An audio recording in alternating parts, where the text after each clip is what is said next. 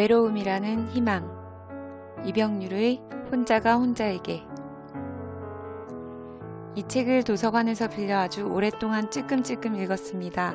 그래서인지 리뷰를 쓰려고 하니 다른 책들과 섞이기도 하고 앞부분은 잊어버리기도 해서 정확히 어떤 내용들이 있었는지 잘 기억나지가 않습니다.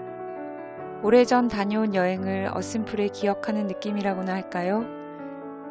그런데도 책을 놓지 않고 끝까지 읽은 이유는 읽는 매 순간이 행복했기 때문입니다. 여행의 그것과도 비슷합니다. 결국 책을 사두었습니다. 언제든 어디든 펴서 읽기 좋은 책입니다. 혼자 있는 게 이렇게 좋아도 되나 싶을 때 읽으면 위로가 됩니다. 한때 작가의 책이 좋아 나오기를 기다려 읽다가 한동안 잊고 지냈습니다. 얼마 전 저자의 팟캐스트를 듣다가 그를 다시 떠올리고 이 책을 빌리게 된 것이었습니다.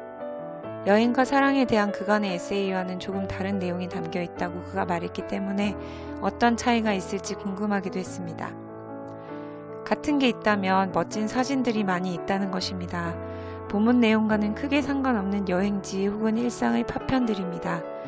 읽다 지칠 때마다 눈요깃거리와 페이지 터너 역할을 충실히 했습니다. 사람을 사랑하고 여행을 하던 그는 이제 조금은 자기 자신에게로 관심을 돌리는 느낌입니다. 허기진 사람처럼 여행을 하고 사랑하는 사람을 찾아 헤매던 그는 혼자 있어도 꽉 차고 때로는 여행도 지겹기도 한 나와 비슷한 사람이 되었다는 생각 때문일까요? 이 책이 그전 책들보다 더 좋았습니다. 책을 읽다가 저자가 주인으로 있다는 카페를 발견하고 지난 주일 오후에 잠시 다녀왔습니다. 그동안 근처에도 갔었지만 그 카페는 처음이었습니다. 이 책을 펴낸 건물의 1층에 있었습니다. 고즈넉한 그곳에는 널찍한 테이블 몇 개가 있었고 사람은 별로 없었습니다. 아이스 커피가 맛있었고 잔잔한 재즈 음악이 책 읽기에 좋았습니다.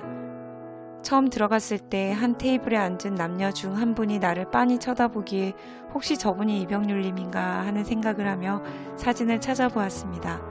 닮은 것 같기도 하고 아닌 것 같기도 했습니다. 어쨌든 저자가 숨쉬는 장소에 나도 함께 있다는 야릇한 느낌이 나쁘진 않았습니다. 7시도 안 되어 문을 닫는다고 해서 아쉽지만 다음을 기약하며 나왔습니다. 화장실 들르느라 올라가 보니 책이 많은 서재 같은 곳이 있었고 그 안에서 어떤 분이 책을 읽고 있었습니다. 느낌이 참 좋은 건물이었습니다. 책 속 부분입니다. 한 사람을 가졌다는 것은 그 한 사람을 등반하여 끝내 정상을 보겠다는 것 아닌가? 한 사람의 전부를 머리에 가슴에 이고 지고 오른다. 산을 넘으며 한 사람을 생각한다. 그러면 하나도 힘이 들지 않다. 한 사람의 무게 때문이다. 오래된 원고 파일을 옮기다가 그때 어떤 시를 참 좋아해서 자주 방송에 인용했던 기억도 되살아났다. 이상희 시인의 가벼운 금원이라는 시의 일부분인데 그 내용은 이렇다. 하루에 3번 크게 숨 쉴 것, 맑은 강과 큰 산이 있다는 곳을 향해 머리를 둘 것, 머리를 두고 누워 좋은 결심을 떠올려 볼 것, 시간의 묵직한 태가 이마에 얹힐 때까지, 해질 때까지 매일 한 번은 최후를 생각해 둘 것. 이 몇 줄의 글을 책상 앞에다 오래 붙여두고 이것을 한때의 나의 기준으로 삼으며 나의 방향으로 믿었던 시절을 생각하자니 코끝이 시큰거리기까지 했다.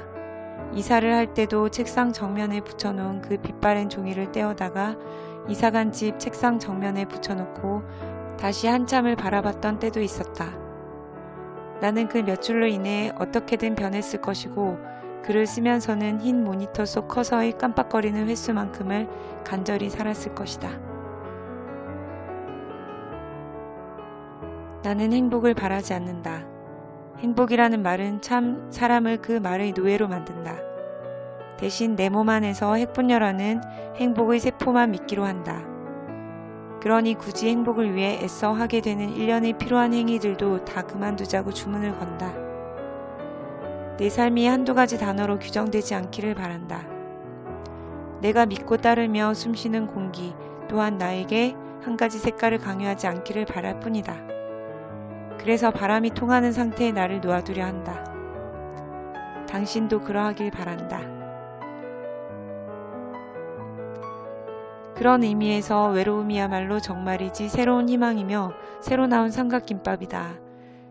단 정말로 중요한 건 혼자서도 잘 있되 갇히지 말아야 한다는 것이겠지만 혼자일 수 없는 사람이 억지로 혼자이다 보면 망가지는 경우도 숱하게 있으니 이때 역시도 중요한 건 균형김밥이다. 혼자 가면 안 될 것 같아서 둘이서 여행을 떠난다. 둘이서는 많은 대화를 한다. 하지만 두 사람의 이야기가 아닌 제3자의 이야기를 하는 데다 꽤 많은 시간을 쓴다. 그 부분이 제일 안 좋다. 혼자 가면 안 될 것 같아서겠지만 정말이지 혼자 가면 안 되는 것일까? 혼자라서 닥치는 현실의 이런저런 문제가 아닌 혼자서 직면하는 고독 앞에서의 자신 없음이 무서운 것이다. 고독을 모르면서 나이 들 수는 없다. 혼자인 채로 태어났으면서 애써 고독을 모른 채 한다면 인생은 더 어렵고 더 꼬이며 점점 비틀린다. 외로움과 두려움을 조금 해결해 보겠다고 나눠보겠다고 굳이 누구랑 같이 가겠는가? 아니 말리고만 싶다. 혼자 하는 여행의 긴장이 쌓이면 쌓일수록 외로움과 두려움 따윈 집안에 아무렇게 굴러다니는 고무줄 같은 게 되고 만다. 혼자 여행을 해라. 그곳에는 없는 사람 이야기를 하지 않아도 되고 더군다나 여기에서도 들었던 똑같은 이야기 따위는 듣지 않아도 된다.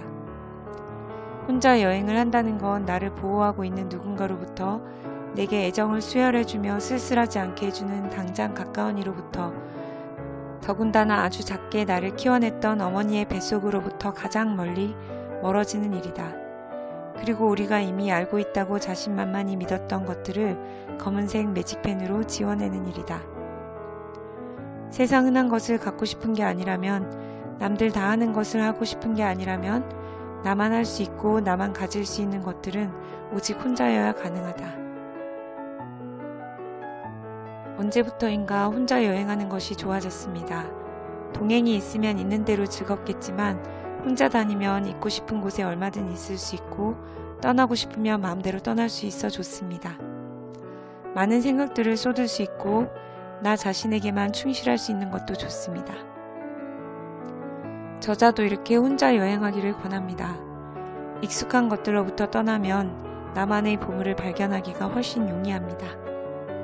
혼자가 혼자이기를 두려워하지 말라는 이 책의 조언들을 읽으며 위안을 받는 이유는 나와 비슷한 사람이 있다는 안도감일지도 모릅니다. 내가 느끼는 것을 독자가 느낀다는 건 저자로서는 무척이나 보람된 일입니다. 그런 의미에서 책을 다 읽고도 잘 기억하지 못하는 나이지만 작가에게는 좋은 독자일 것 같습니다. 청건의 약속 켈리였습니다. 감사합니다.